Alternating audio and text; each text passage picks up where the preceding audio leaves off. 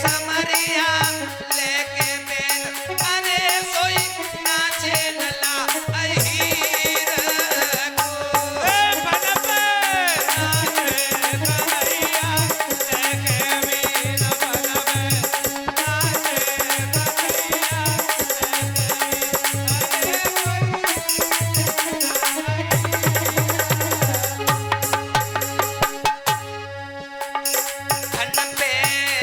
नाचे कन्हैया लेके बेन बनबे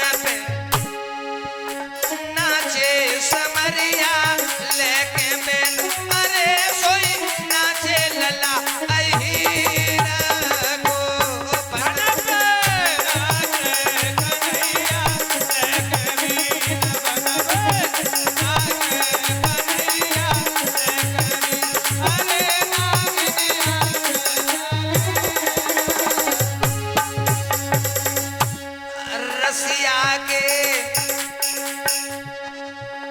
पतली कमरिया मोटे मोटे ने न जाके पतली कमरिया मोटे मोटे ने अरे सोई नाचे लला अहीर के जाती पतली कमरिया मोटे मोटे ने न जाके पतली कमरिया मोटे मोटे ने अरे कोई नाच लला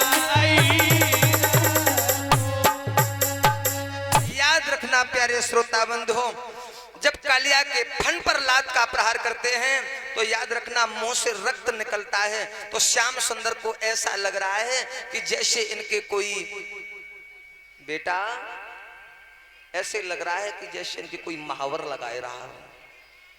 धन्य है मेरे लीलाधर। सुखदेव भगवान कहते हैं कि हे राजन परीक्षित,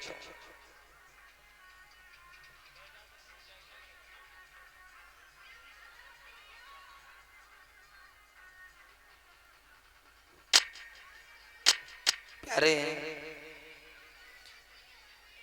कालिया कह रहा है भगवान मुझे आदेश दो।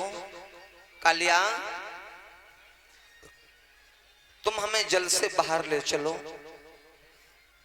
जैसे इन शब्दों को कहा, बैन को अधरों पर रखा, जैसे ही प्रभु ने सुंदर बांसुरी में फूंक मारी है। ए मेरे लीलाधर,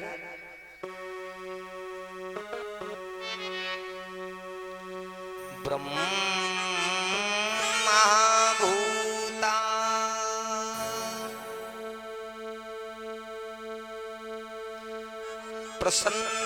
प्रसन्नात्मान सोचती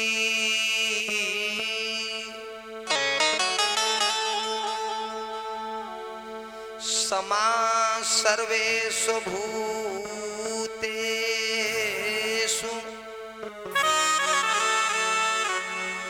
मद भक्ति लभते पराम।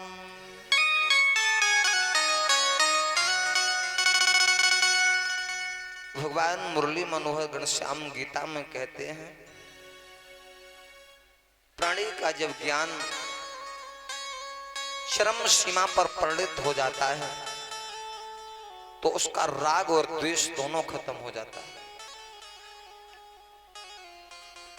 ए भैया, जब तक जीव ये कहता है कि मैं शरीर हूं प्यारे, तब तक वो अंधकार में है। जिस दिन उसने ये समझ लिया कि मैं शरीर नहीं हूं, उस दिन राग और द्वेष से उसे छुटकारा मिल जाता है।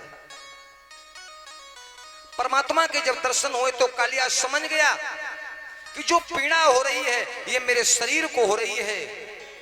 मैं तो परम तत्व हूं, मुझे पीड़ा कभी हो ही नहीं सकती।